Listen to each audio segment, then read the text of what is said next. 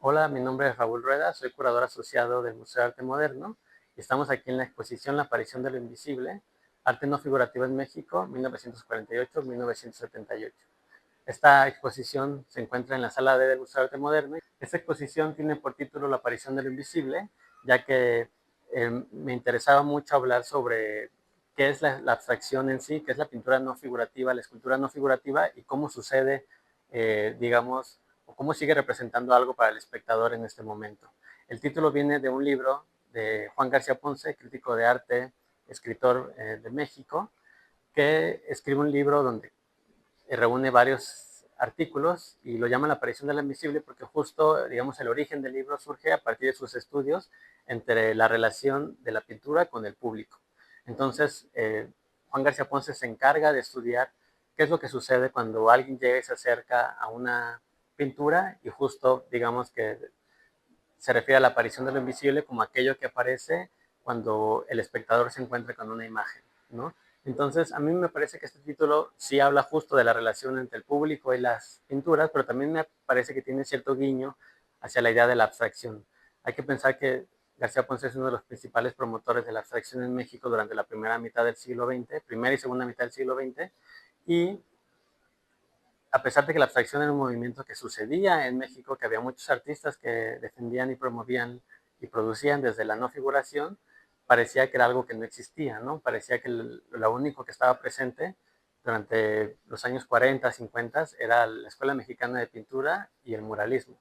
Entonces, cuando Juan García Ponce escribe este título, a mi parecer también está haciendo un guiño hacia la abstracción y cómo es que la abstracción, a pesar de que estaba presente en el país y era practicada por muchos artistas, digamos que el mainstream quería decir que esto no sucedía así, ¿no? Entonces creo que también la aparición del invisible es la aparición de la abstracción en el medio mexicano y cómo es que vamos a ver en este recorrido de 3 décadas, nos vamos a encontrar con que este movimiento, que en algún momento se pensó como un movimiento unido, realmente es un movimiento multifacético, ¿no? Vamos a ver que hay artistas mexicanos, pero también artistas que llegaron de muchas partes del mundo a promover, a producir una pintura que no estaba ligada con la figuración, sino todo lo contrario, ¿no? Entonces nos vamos a encontrar con 3 núcleos. El primer núcleo habla sobre la relación del arte no figurativo con el pasado, en particular con el pasado prehispánico, y cómo para artistas mexicanos y extranjeros fue muy importante eh, entablar un diálogo con el pasado, con la visualidad del pasado prehispánico en México.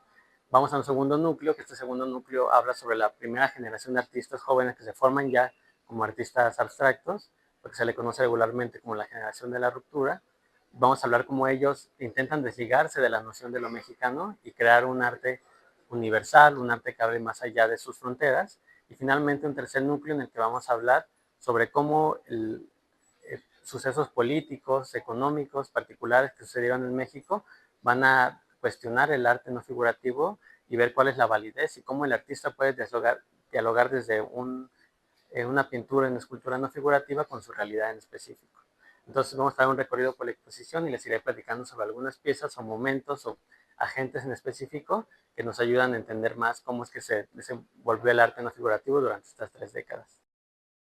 Este primer núcleo se llama el de encuentro con el pasado, porque estudiando las primeras obras que se ubican dentro de lo que podemos llamar abstracción o pintura no figurativa, encontramos que uno de los temas más recurrentes es justo los artistas dialogando con el pasado en México. Estamos colocados en los años 40, hay que pensar que estamos en uno de los momentos de mayor efervescencia del muralismo mexicano, y el muralismo mexicano, una de sus preguntas centrales era hacer una pintura, hacer un arte, una escultura que tuviera que ver precisamente con lo mexicano, ¿no? Había una especie de negación hacia cualquier influencia extranjera. Este grupo de artistas lo que hacen es justo preguntarse por eso exactamente, qué está sucediendo con la abstracción y puede la abstracción ser un arte mexicano.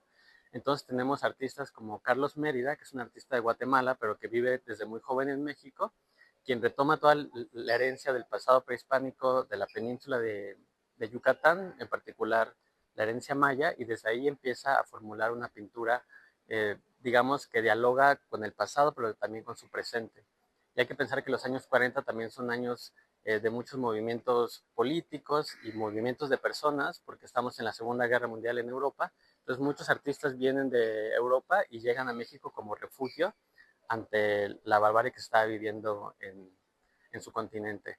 Entonces también todos estos artistas traen ideas nuevas al país. Tenemos gente como Alice Raón, como Wolfgang Palen, que son dos artistas que llegan de Francia. Palen es austriaco, pero vivía en París, y llegan juntos y hacen un recorrido desde el norte de Estados Unidos y van recorriendo toda la costa hasta llegar a México. Ellos, su, digamos que su interés principal o lo que les movía por venir a este continente era justo estudiar el arte indígena de, de nuestro país. Entonces llegan y quedan completamente fascinados, porque en Europa hay que pensar que los referentes sean referentes que tenían que ver con las culturas clásicas, ¿no? Los griegos, los romanos, pero sucede que en nuestro continente, no solo en México, sino en todo el continente, había una herencia indígena muy grande, y los artistas lo ven como una renovación para la pintura y para la escultura de su tiempo, ¿no? Ellos se dan cuenta que existen otras formas, otros referentes, otras imágenes de donde pueden producir. Alice Raón había trabajado en París como poeta, como escritora principalmente, y conforme va avanzando en esa travesía a lo largo del continente, se va interesando por la pintura, ¿no? Cuando llega en México se establece ya completamente como pintora, y es muy interesante porque la obra de Alice Raón justo dialoga entre diferentes movimientos que convergían o convergieron en nuestro país en ese momento. Uno de ellos es el surrealismo. Empieza a crear esta clase de pinturas que juegan justo entre la figuración y la no figuración, para poder hablar, digamos, de conceptos que no estaban como impregnados en las cosas, ¿no? Sino que ella va desarrollando toda una idea de pensamiento y de pintura que tiene que ver con la pintura como un espacio para crear lugares que no existían en la realidad, ¿no? Pero también técnicamente es una técnica muy innovadora la de Alice Raón, ya que no solo está pintando, sino está tallando la pintura. Si pueden ver algún detalle, nos acercamos, vamos a ver que no solo está pintado con pincel, sino que utiliza herramientas para tallar esta pintura y poder así sacar, digamos, una forma de dibujo entre los colores. Entonces, los artistas están continuamente explorando entre la temática, que les digo principalmente tiene que ver con el pasado, pero también hacer una innovación técnica. Me gustaría platicarles de esta escultura, que es de otro artista, en este caso un artista alemán, se llama Matthias Geritz, un artista que llega a Guadalajara en 1949, y va a ser un artista muy importante para lo que va a suceder en México en los años siguientes, porque Matthias Geritz era un artista muy comprometido no solo con la producción artística, sino con la educación, con la formación de públicos y con el hecho de crear espacios, exposiciones que tuvieran que ver con la difusión de su pensamiento, que él era un artista interesado particularmente en la abstracción y en el arte no figurativo en general. Esta obra en particular se llama Monumento para el Hombre de Altamira, ya que Matthias Geritz era alemán, pero había vivido mucho tiempo en España antes de llegar a México. Entonces justo viaja a Altamira. Matthias Geritz, cuando llega a México, llega completamente imbuido en estas ideas del arte prehistórico, y aquí en México se encuentra con toda la herencia del arte prehispánico, ¿no? Entonces vamos a ver cómo estos primeros años, estamos hablando de los años 40, desde el 49 y la primera mitad de la década de los 50, Matthias Geritz va a ser una especie, digamos, de mezcla entre sus ideas que tenían que ver con el arte prehistórico y el arte prehispánico, y esta es una obra que nos habla de ello. Él llega a Guadalajara invitado por Díaz Morales, que era un arquitecto de Guadalajara que acaba de fundar la Escuela de Arquitectura. Entonces, Díaz Morales lo invita a dar clases, pero Matthias Geritz, desde que llega a Guadalajara, forma una galería, forma un círculo de estudio, porque siempre está interesado en crear toda una comunidad en torno al arte y particularmente al arte abstracto. Entonces, está 4 años en Guadalajara y luego se viene a vivir a la Ciudad de México porque justo está creando todo el proyecto del Museo Experimental El Eco. Entonces, el Matthias Geritz siempre está buscando como las personas que en México tienen ideas similares a las suyas para unirse y poder así crear un grupo más fuerte. Desde su llegada entra en contacto con artistas como Germán Cueto, que es otro defensor de la abstracción mexicano desde los años 30, pero también entra en contacto con Tamayo, con la misma Alice Raón, con eh, Henry Moore, que era un artista inglés, pero que estaba muy interesado en la abstracción en México y su relación también con el arte prehispánico.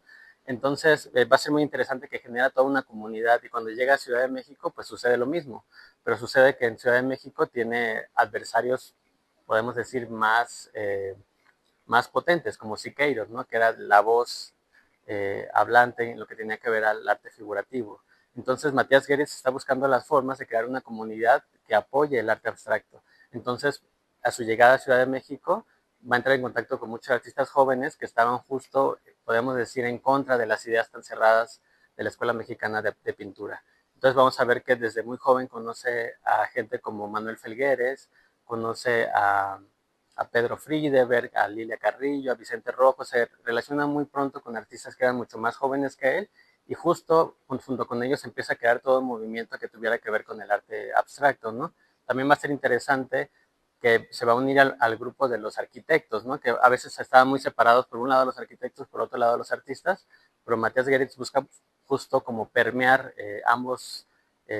podemos decir, ambos grupos de personas. Entonces tiene una relación muy cercana con Luis Barragán, que justo van a ser, a partir de esta relación, que van a surgir monumentos como las Torres de Satélite o las esculturas en Guadalajara como el AVE, que justo buscaban la relación entre la arquitectura, la escultura, y tener como problemática central la ciudad.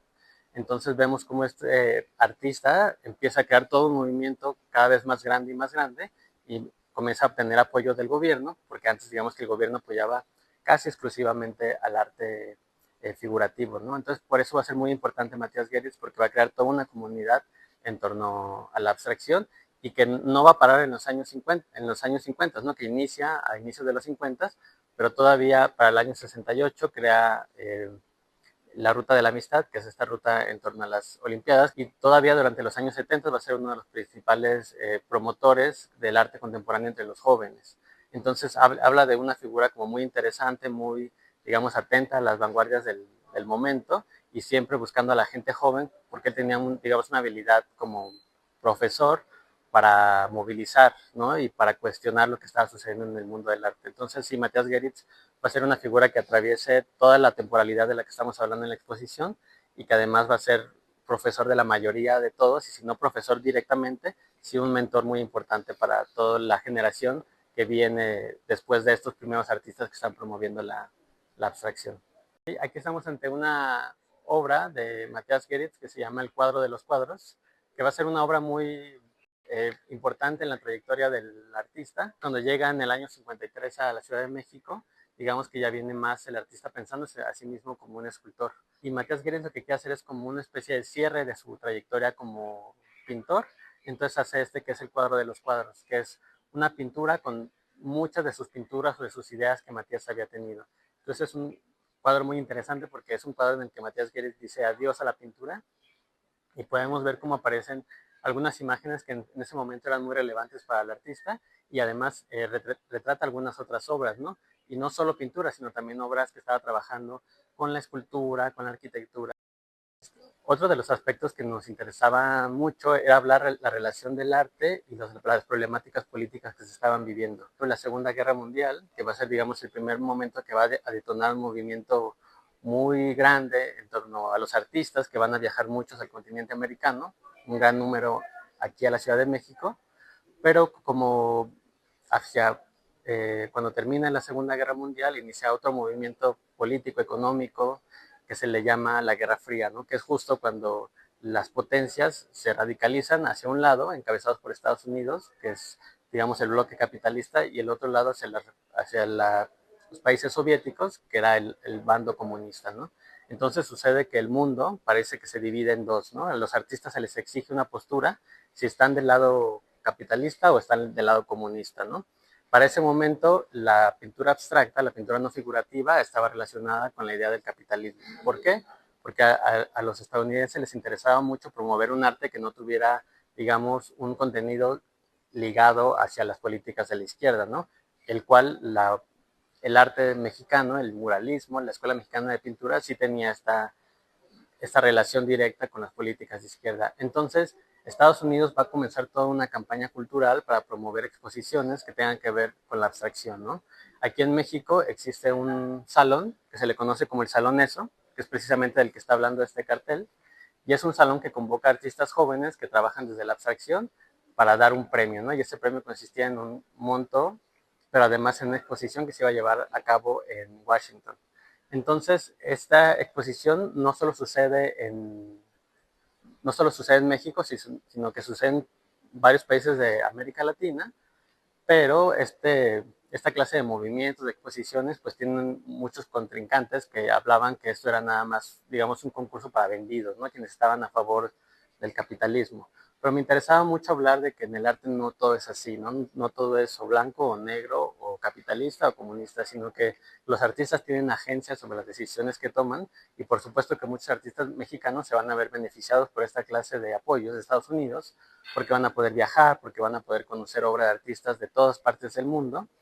Y a los artistas mexicanos en particular también les interesaba un poco desligarse de esta idea también cerrada que tenía el arte mexicano de que únicamente hablaba sobre temáticas locales. Entonces, este segundo núcleo, que lo llamamos la búsqueda de tiempo infinito, habla justo de eso, de cómo los artistas están buscando eh, hablar más allá de sus fronteras, ¿no? Si en un principio, en el primer núcleo hablábamos que para el arte era muy importante eh, situarse en un espacio en específico, que los artistas les exigían que la abstracción, si era mexicana, tuviera una temática mexicana, para los años 50 e inicio de los 60 vamos a ver que esto cambia. Realmente el arte comienza a buscar relacionarse con el mundo entero, digamos que los artistas mexicanos no querían hacer un arte que pareciera mexicano, sino un arte que pareciera hecho por una persona que podía vivir en América Latina, en Europa, en África, en cualquier parte del mundo, ¿no? Entonces vamos a ver que las pinturas que veremos en este núcleo justo están intentando desligarse de la noción de lo mexicano y comienzan a crear una pintura que hable con sus pares de cualquier parte del mundo. Hay un momento de ruptura entre las viejas tradiciones, o para lo que los jóvenes parecían las viejas tradiciones, y lo que ellos estaban planteando, ¿no? Los grupos de artistas que estaban ligados a la Escuela Mexicana de Pintura y al muralismo, todos ellos encabezados por Siqueiros, pues era un grupo que, como les digo, defendía la idea de un arte completamente mexicano, que no tuviera, digamos, referencia del extranjero. Aunque vamos a ver con el tiempo que esto no es completamente cierto, pero los artistas jóvenes estaban completamente en desacuerdo con este tipo de arte, ¿no? A ellos les interesaba, digamos que eran artistas que leían a autores estadounidenses, leían a autores franceses, entonces ellos querían dialogar con su tiempo, no solo con el arte mexicano, sino dialogar con su tiempo, promover un arte distinto y ayudarse de una forma unos a otros para generar un movimiento diferente. Uno de los grupos principales van a ser los que van a estar en torno a Juan García Ponce, que es de quien surge el título de esta exposición, porque Juan García Ponce va a ser un gran estudioso del arte, digo, además de ser un gran poeta y escritor de novela, de cuentos, va a ser un gran teórico del arte, ¿no? Se va a interesar mucho por leer sobre estética y renovar también las nociones de estética que existían en México. Entonces, por su lado van a estar los pintores produciendo, pero van a tener un aliado muy importante que va a ser Juan García Ponce, que en ese momento en los periódicos era uno de los grandes foros donde se podía discutir y hablar. Entonces, Juan García Ponce se encargaba de publicar textos en periódicos junto con otros críticos que también apoyaban la abstracción, como Margarita Nelken, como Paul Besheim, digamos, otros escritores que también se encargaron de darles un cuerpo teórico a todos esos artistas que estamos viendo, porque regularmente una de las acusaciones más recurrentes a la abstracción es que era un arte que no necesitaba ningún talento, ¿no? Como que alguien tomaba un pincel y de la nada se ponía a hacer unos rayones y decía que eso era arte. Pero lo que nos muestran tanto García Ponce como los demás críticos es que no es así, que hay todo un proceso de técnico, por una parte, que va a ser muy importante, pero también toda una parte que digamos que tiene que ver con la teoría, ¿no? Entonces ellos nos van a hablar por qué la abstracción es importante en ese momento, van a intentar construir un público nuevo, porque como comentaba Cardosa y Aragón, otro crítico muy importante para el momento, decía todo arte nuevo necesita de un público nuevo, ¿no? Y el crítico es quien tiene la función de formar ese público nuevo. Entonces personas como Juan García Ponce se toman a la tarea y dicen, voy a como a tener este reto, entonces publican continuamente textos sobre las exposiciones de este grupo de artistas, al que entre otros pertenecían Roger von Gunten, Alberto Gironella, Lilia Carrillo, Manuel Felgueres, Vicente Rojo, que son todos estos artistas que vemos aquí. También estaba Fernando García Ponce, que era hermano de Juan García Ponce.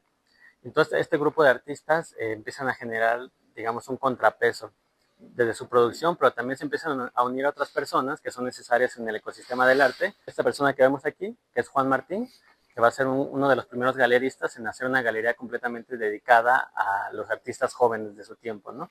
Porque para que estos artistas pudieran florecer no solo necesitaban un apoyo teórico, sino también un apoyo en cuanto al mercado.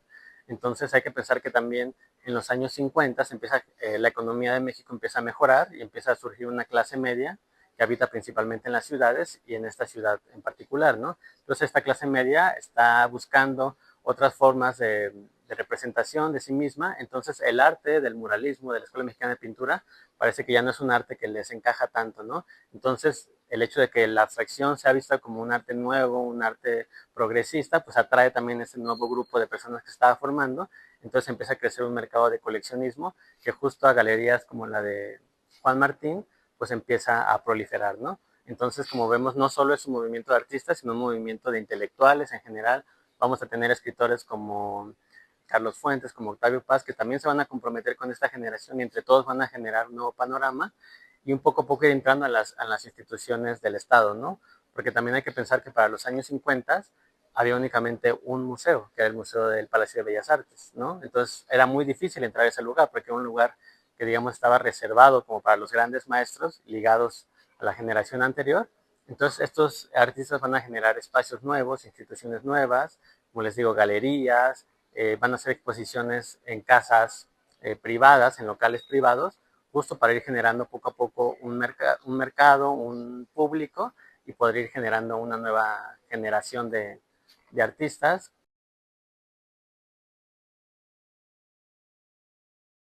Me gustaría hablar de la obra de Cordelia Urreta porque Cordelia Urreta es una artista no tan conocida en nuestro país y que creo que justo porque tiene digamos, un desarrollo de obra que es un poco desafiante para los discursos que se hablan en la historia del arte mexicano. Pero justo hay artistas que no se ciñen a esta idea dicotómica de un lado u otro, y una de ellas es Cordelia Urreta. Cordelia es una artista que empezó a pintar ya en sus años 40, o sea, cuando ella tenía 40 años aproximadamente, y creo que por su misma historia de vida, Cordelia viajó mucho por cuestiones personales y laborales. Estuvo viviendo en Nueva York, estuvo viviendo en París, estuvo viviendo, por supuesto, en la Ciudad de México. Entonces, digamos que tenía eh, un bagaje muy grande de imágenes en relación al arte y en relación en general a todos los espacios en los que había vivido. Entonces Cordelio Ureta genera un tipo de pintura que no se ciñe ni a la abstracción ni a la figuración, ¿no? Cordelia, esta pintura en particular es una pintura que es más cercana a la pintura no figurativa, pero luego vamos a ver que escenas como estas pueden estar luego habitadas por personajes o podemos ver pinturas completamente figurativas y están hechas todas en el mismo periodo.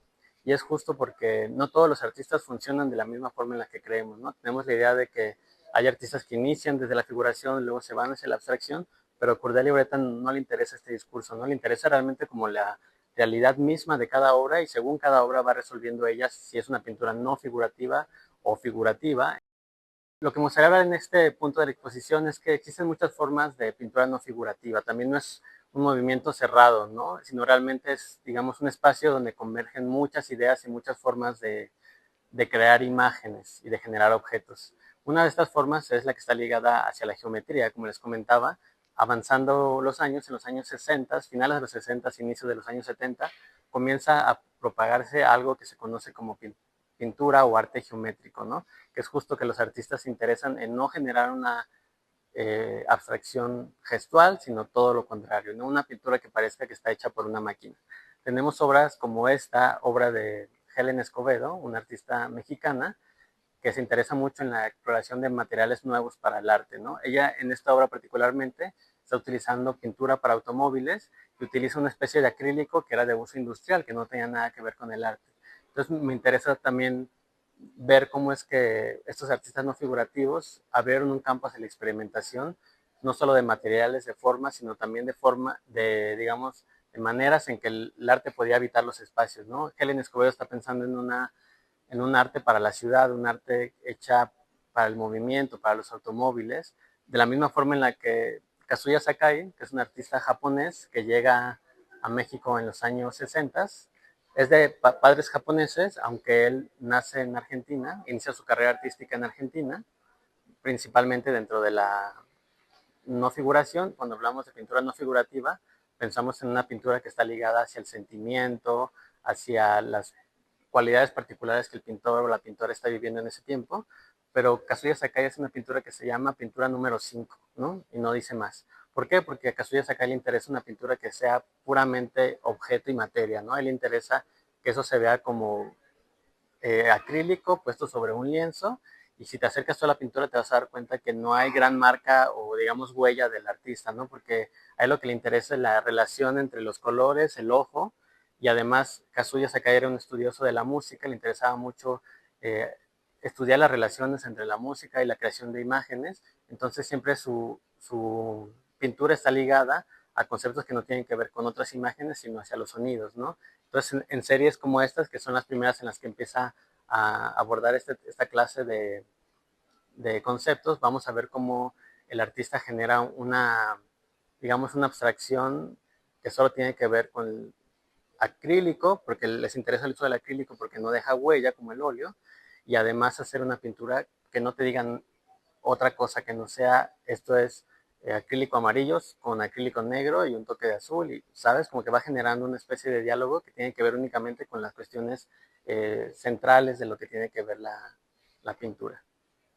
Fernando García Ponce, los 47 artistas que tenemos en la exposición, digamos que todos ellos tuvieron un momento en México, pero no todos son nacidos en México. Tenemos artistas que vivieron nacieron en otros países, pero pasaron algunos años en México.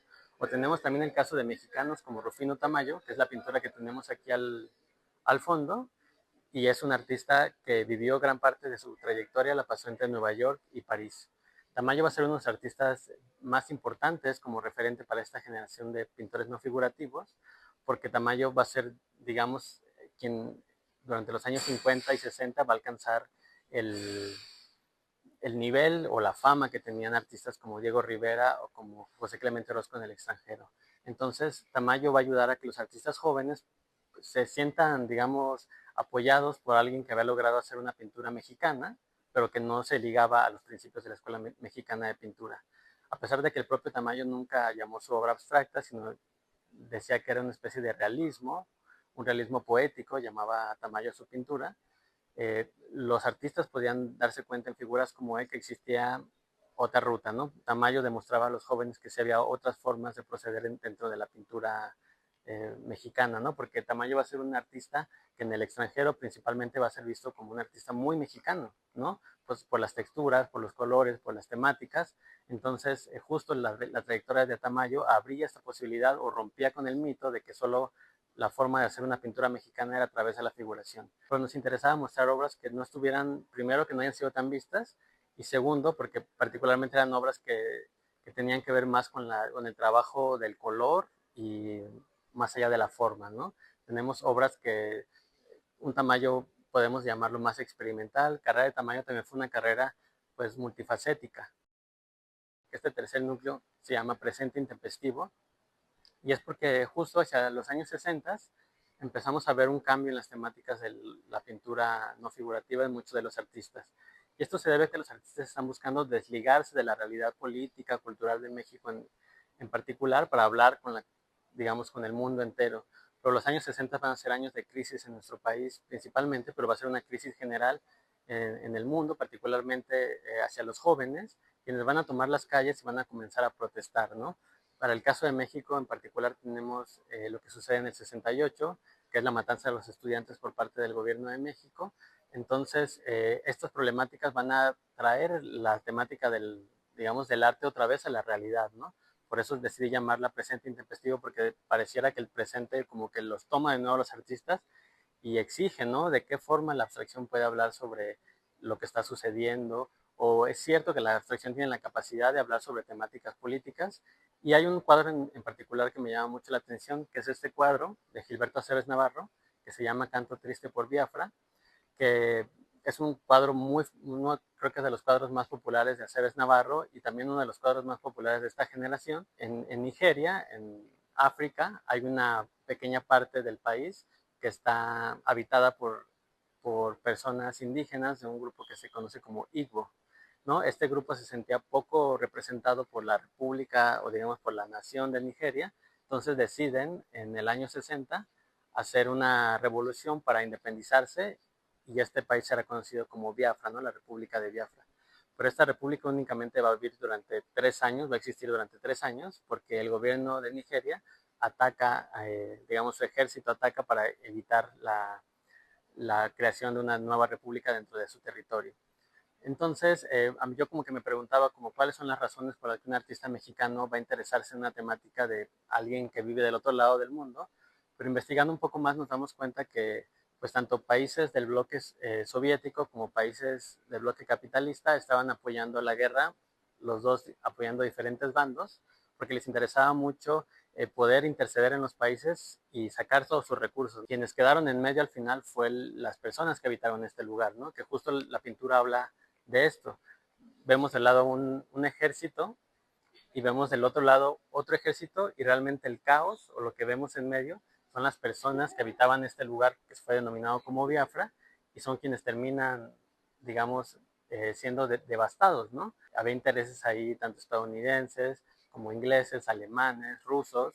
Entonces había, digamos, gente de todo el mundo intercediendo por los recursos de estos dos países y al final quien queda en medio son las personas. Gilberto Aceves Navarro dialoga con esta problemática. Justo obras como esta nos hablan como si los artistas querían dialogar con gente de todo el mundo, pues también tenían que, digamos, afrontar las problemáticas que tenía el mundo entero. En este caso, los artistas están buscando hablar más allá, ¿no? En particular, esta obra de Lilia Carrillo, que es una obra que a mí me parece muy interesante, también una obra eh, poco vista de Lilia, en la que hace que si nos acercamos a la pintura y nos ponemos a verla, nos vamos a dar cuenta de todo el conocimiento técnico que necesitaba un artista para poder desarrollar una obra como esta, ¿no? Entonces vemos obras de arte que no solo están hechas con pintura, sino que utilizan polvos, polvo de mármol, utilizan arena, utilizan otro tipo de telas, otro tipo de líquidos para hacer, digamos, para disolver las pinturas.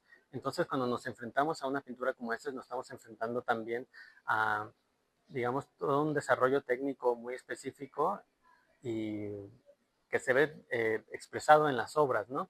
El, algo que los invito siempre cuando vienen a ver esta exposición es que se acerquen, digo, con la medida de seguridad que tenemos, pero creo que puedas ver las pinturas de cerca y poderte dar cuenta que no solo es llegar y poner pintura como si nada, ¿no? Hay todo un desarrollo de texturas, de capas, porque también la pintura abstracta es una pintura que se trabaja siempre con una relación desde el lienzo hasta la última capa, pero siempre está todo al mismo tiempo presente, ¿no? Esta pintura en particular me llama mucho la atención que tiene ahí un brochazo color azul que pareciera que no tiene nada que ver con el resto de la pintura.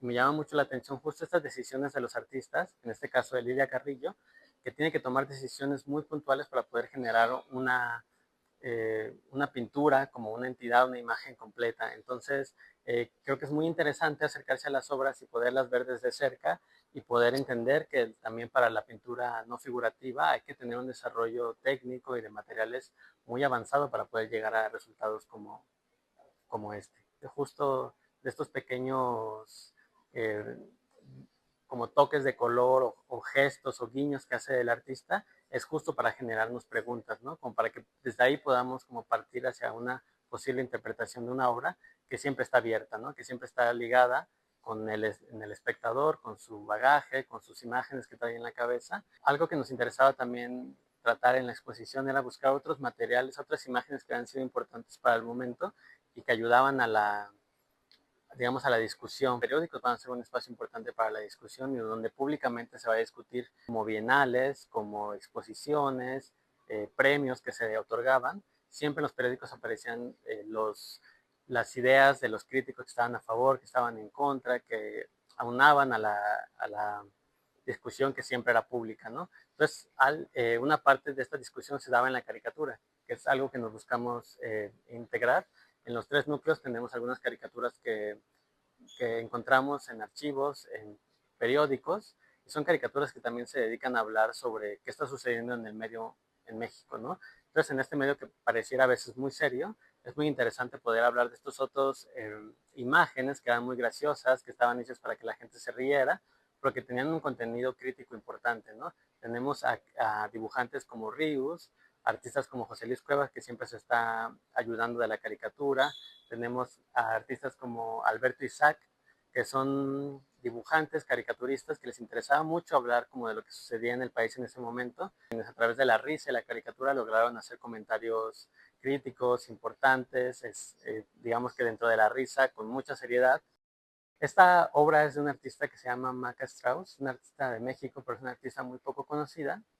Y durante los años 50, 60, Maca estuvo muy activa en el medio mexicano y siempre haciendo una pintura muy distinta a lo que se solía hacer, ¿no? Maca tenía una forma de pintar muy particular y además Maca había desarrollado una relación muy cercana con una crítica de arte que se llama Margarita Nelken.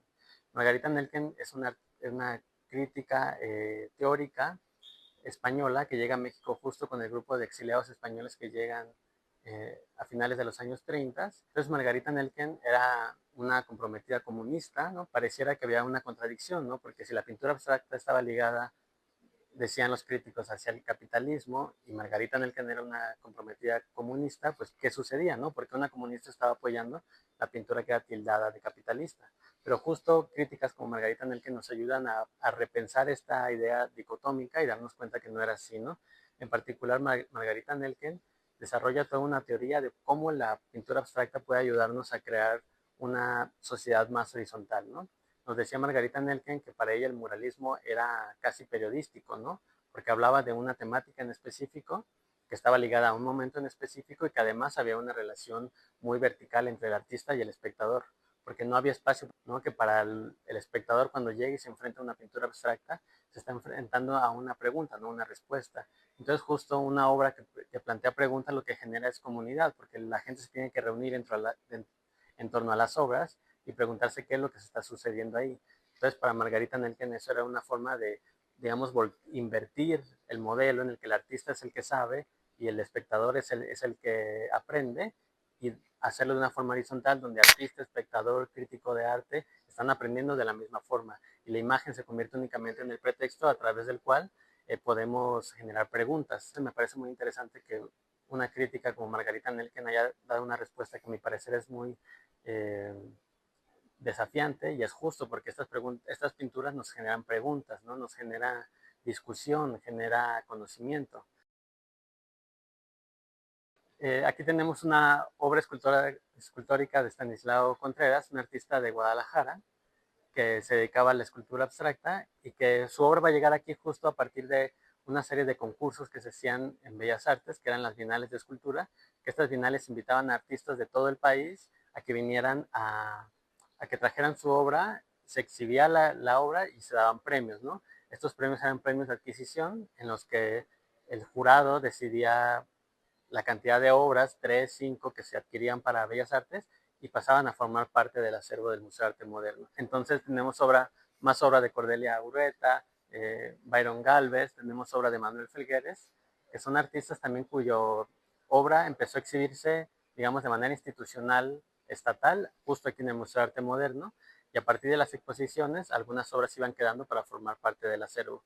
Entonces, la exposición en general que vemos, como les digo, únicamente 3 obras no pertenecen a nuestra colección, pero el resto de obras son de nuestra colección y justo es una colección muy rica, muy diversa y que está muy enfocada a esta generación de artistas, porque hay que pensar que el museo, que fue fundado en 1964, fue un museo, sí, para mostrar en general el arte mexicano del siglo XX, pero en particular para los artistas jóvenes. Dieron entrada a que artistas jóvenes, artistas que estaban a veces iniciando o de mediana carrera, tuvieran un espacio de exhibición en un museo como este y que además pudieran adquirirse sus obras para ir generando una colección de arte moderno mexicano.